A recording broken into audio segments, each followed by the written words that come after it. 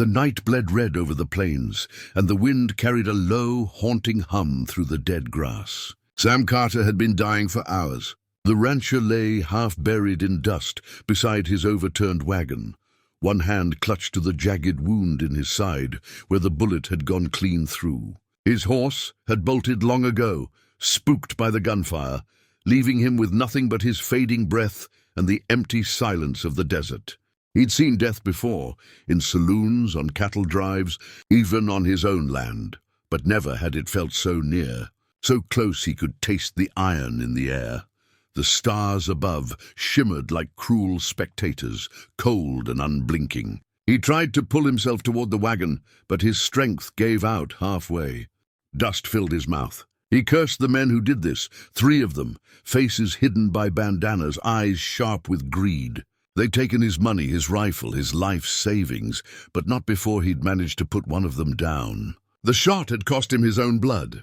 Now he was paying the rest. As the wind moaned, he whispered to no one, "If you're up there, Lord, make it quick." But it wasn't the Lord who answered. Out of the horizon's darkness, a figure appeared, tall, lean, walking without hurry, coattails fluttering behind like black wings. At first, Sam thought it was another outlaw come to finish him off. He fumbled for his knife, but his fingers were too weak. The man stopped a few paces away, his boots sinking into the dust. "You've got fight left, I'll give you that," came a voice smooth as whiskey and twice as dangerous. The stranger crouched, removing his hat. Moonlight revealed a face too perfect to belong to any man. Sharp features, eyes that glowed faintly amber, a smile that didn't reach them. Sam tried to speak, but only a rasp came out. "You with them?" he wheezed. The stranger tilted his head, amused. "No," he said softly. "I'm not with them. I'm here for you." The rancher frowned through the pain. "You a doctor?" The man chuckled low, shaking his head. "Not quite. You might say I'm more of a collector." Something in that tone made the cold cut deeper than the bullet wound ever had. Sam tried to crawl backward, but his arms refused to obey. The stranger's boots creaked as he took one step closer. "Don't trouble yourself, Mr. Carter. You've already run as far as you can." His voice was kind, too kind, like a priest soothing a sinner before the gallows. Sam's breathing grew shallow. He didn't remember telling this man his name. "How, you know me?" he croaked. "I know everyone when it's time," the stranger said. His eyes burned brighter now, twin coals in the desert night. "You asked for it to be quick, and I'm a man who keeps his promises." Sam felt a tremor crawl through him. He tried to summon faith, prayer, anything, but words failed him.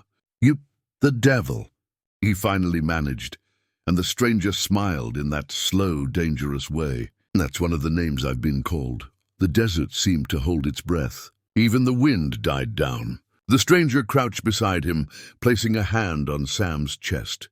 It wasn't cold or hot, just heavy, impossibly heavy, like the weight of a mountain pressing against his ribs. Sam's mind flickered with flashes. The ranch he built from nothing, the wife he buried 5 winters ago, the son who left for California and never looked back. "Please," he whispered, voice cracking like dry timber. "Just make it quick." The devil's eyes softened, and for a heartbeat he almost looked human. "You've earned that much," he said quietly. "You fought hard, built honest, sinned small. That's rare these days." Sam blinked through the tears and dust. "Ain't enough?" he asked. The devil's gaze drifted toward the horizon. "Enough for peace? Maybe. Enough to keep your soul? That depends." Sam's head swam. "On what?" The stranger smiled faintly. "On whether you still believe someone up there's listening." He stood slowly, tipping his hat to the dying man. "You see, I don't take what's freely given. I only take what's abandoned." As the first light of dawn touched the sky, Sam felt the world fading, colors dimming to gray. Somewhere far away, a coyote howled. The devil turned to leave, his shadow stretching across the dirt like a cloak. And just before the darkness claimed him, Sam Carter did something he hadn't done in 20 years. He whispered a prayer. The prayer that slipped from Sam's lips was little more than a whisper, but it struck the air like a spark in dry grass. The devil froze mid-step. The horizon glowed faintly with the first light of dawn, painting his dark coat in hues of crimson and gold. He turned slowly, his amber eyes narrowing. "Well now," he murmured, his voice no longer smooth but edged with something ancient. "That I didn't expect." Sam's breathing was ragged, his mind half swallowed by pain, but he managed a faint, defiant grin. "You said you don't take what's prayed for." The devil crouched beside him again, the faint smell of smoke rising from the ground where his boots sank into the earth. "You're right," he said softly. "But tell me, Mr. Carter, when a man prays at the edge of death, is it faith or fear?" Sam's eyes fluttered. "Maybe both." The devil tilted his head, studying him like a curious experiment. "Then maybe you deserve something most don't get."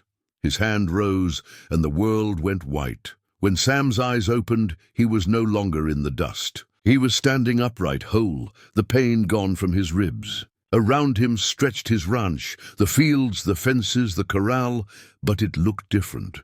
The colors were too sharp, the air too still, and the sky glowed with the strange light of neither dawn nor dusk.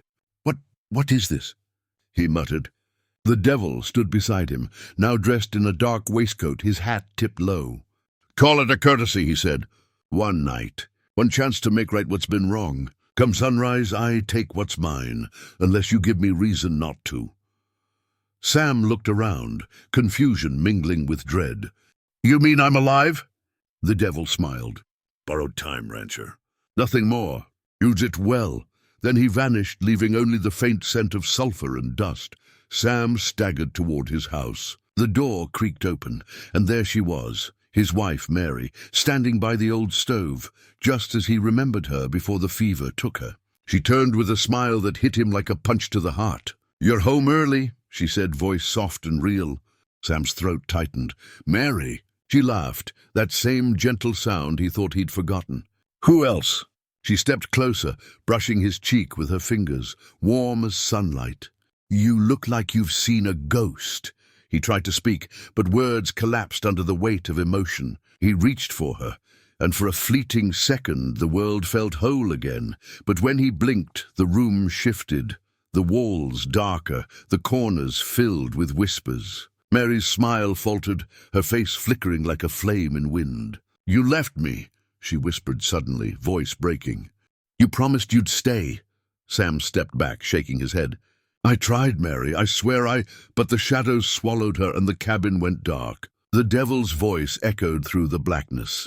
"You can't change the past, Sam, only reckon with it." The light returned, and Sam found himself standing in the barn.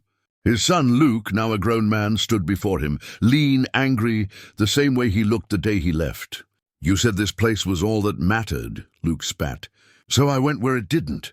Sam tried to step forward, but his boots wouldn't move. "I wanted more for you," he said. "Didn't want you chained to the dirt like me." His son's expression softened for an instant before fading like mist. "Then why couldn't you ever say it?" The barn door slammed open, wind roaring through. The devil appeared in the doorway, hat in hand. "You've seen your ghosts, rancher. You've said your piece. Now comes the choice." Sam turned, chest heaving. "Choice?" The devil smiled faintly. "You can keep what's left of this borrowed night, or trade it. Your soul for theirs. I let them rest in peace. You stay here, with the land you loved so much, forever." Sam's hands shook. "Stay here, alone?" The devil's smile deepened. "Not alone. The dead always keep you company." He reached out a hand. The air shimmered with heat, and the world began to blur. Sam looked out across his ranch. The fences, the empty fields, the place where every dream he ever had began and ended. His throat tightened. "They didn't deserve pain," he said quietly. "Take me. Leave them." The devil's eyes burned gold again, and for a moment they almost looked mournful. "So be it," he said. He extended his hand, and when Sam took it, the world exploded in light. When the dust settled, the dawn finally broke over the plains. The wagon lay overturned, the ground still stained with blood, but there was no body, only a hat lying in the dust, its brim burned black at the edges. And far off, atop a ridge, a dark figure watched the sunrise with a faint smile, whispering, "Not bad for a rancher."